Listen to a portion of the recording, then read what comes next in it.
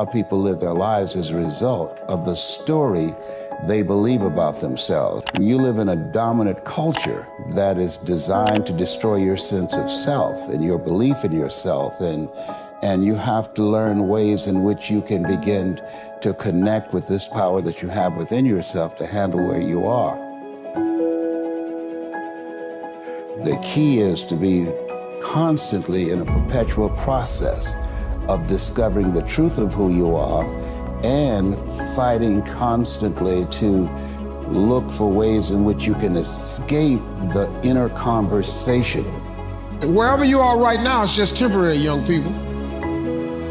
You ain't gonna get here without an effort. You just gotta try. I failed more times than anybody in here. I promise you I have.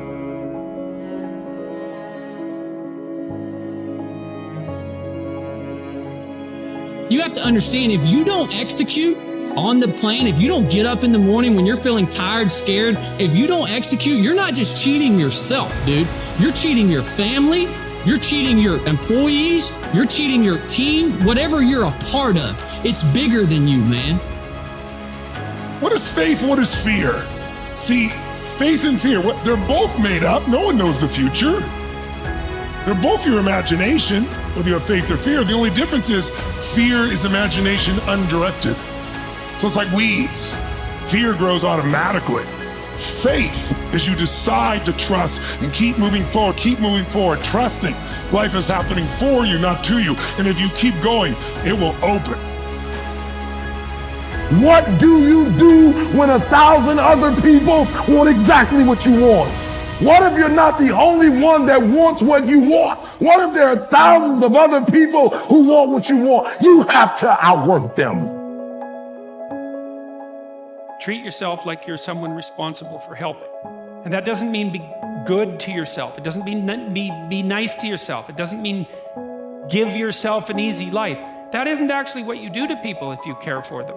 You actually present them with something like an optimal challenge. First of all, assume that you're worth taking care of, and that it's your responsibility to do so, even if you don't like yourself very much. And lots of people don't, and they have their reasons. You have to abandon all that. Treat yourself like you're someone you're responsible for helping.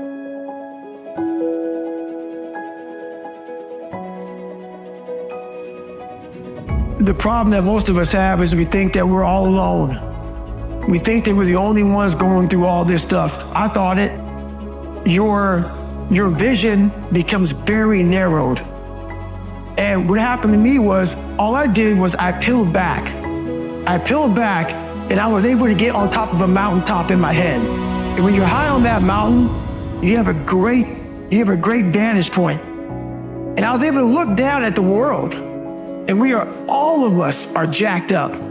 Some of us hide it better than others, but we're all jacked up. And once you realize that, you gotta come out of your shell. You gotta accept who you are.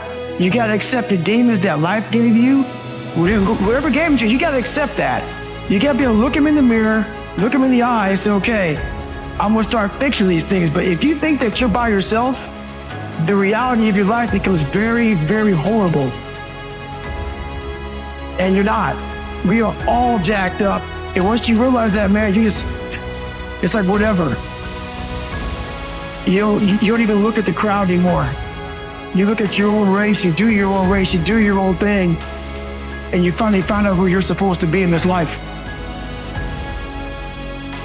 Every visionary was initially called crazy before they were revered. The very nature of disrupting your industry and disrupting a very bored and exhausted and hate-filled world means there will be people who will throw rocks at you. Take the rocks your haters throw at you and build them into monuments of mastery that are a testimony to humanity. They print money, they don't print time. They don't print opportunities. You can lose money and get it back. You can't get time back. You can't get experiences back. Average people focus on money. The greats focus on time.